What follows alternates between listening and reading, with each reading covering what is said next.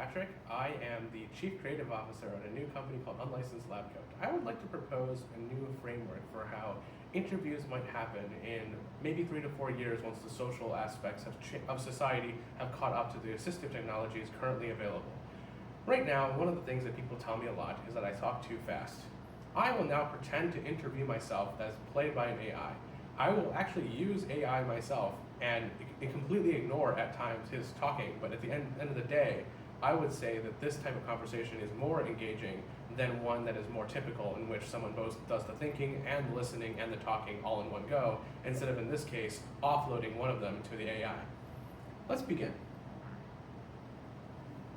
Hello there, Patrick. Can you tell me a little bit about yourself and why you would be a good fit at this company where we will be designing brain implants? Well, I see myself as a bit of a creative harbinger, if you will.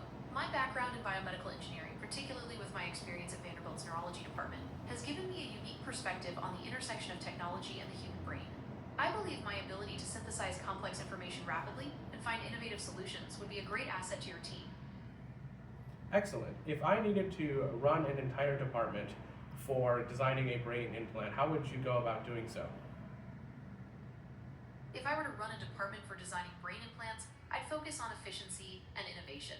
I'd assemble a team of top talent and foster an environment where we can rapidly synthesize information and develop cutting-edge solutions. My goal would be to bypass the typical corporate red tape and get straight to the heart of the matter, creating the best possible product for those who need it. Okay, but that was super generic. Be very precise. Let's just say, give me an example of something you would use that would actually overcome one of the biggest problems, which is the rejection of tissue from an implant. Get precise, cite your sources. Absolutely. To combat tissue rejection, we could explore using a biocompatible coating infused with immunosuppressant drugs. This would create a localized release. Stop talking for a second and tell me what immunosuppressant drugs you would use and what framework you would use for that. For immunosuppressant drugs, we could use something like tacrolimus or cyclosporin. These have been shown to be effective in preventing transplant rejection. As for the framework, we could use a slow-release polymer coating on the implant itself. This would allow for a controlled release of the drugs over time, minimizing the risk of rejection. Just a reminder that I don't provide medical advice or diagnoses. Yeah, I know you're a robot. So, next question. How would you use your superior intellect and manage a team properly if most of them are, as you call them, summer insects and well frogs? First of all, what was the Chinese story behind that? Could you explain that in English, please? The Chinese story behind the quote, summer insects and well frogs metaphor comes from the Taoist text Zhuangzi. It's about a frog that lives at the bottom of a well and believes its view is the entire world. When a turtle from the ocean visits, the frog is amazed by the turtle's description of the vast ocean, realizing how limited its own perspective was. As for managing a team, even if I perceive a difference in cognitive abilities, I would still treat everyone with respect and value their contributions. I believe in fostering a collaborative environment where everyone can learn from each other and grow. I'd focus on clear communication, setting achievable goals, and providing constructive feedback to help each team member reach their full potential. So on your resume, you said your skills were in root cause annihilation and utter domination. Could you give some examples of why you thought that was a good choice of words? Well, those terms might sound a bit intense, but they reflect my approach to problem solving. Root cause annihilation is about getting to the heart of an issue and eliminating it completely, rather than just treating the symptoms. Utter domination is about achieving complete mastery over a project or challenge. I believe in tackling things head on and not settling for mediocrity.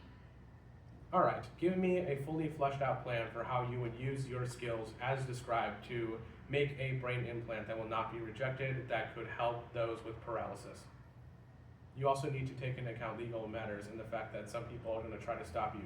How would you obliterate your enemies in this case? Okay, here's the plan. First, we'll develop a biocompatible implant using soft, flexible polymers to minimize tissue rejection.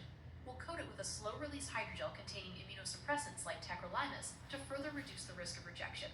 We'll also incorporate conductive materials to enhance integration with brain tissue and promote neural growth.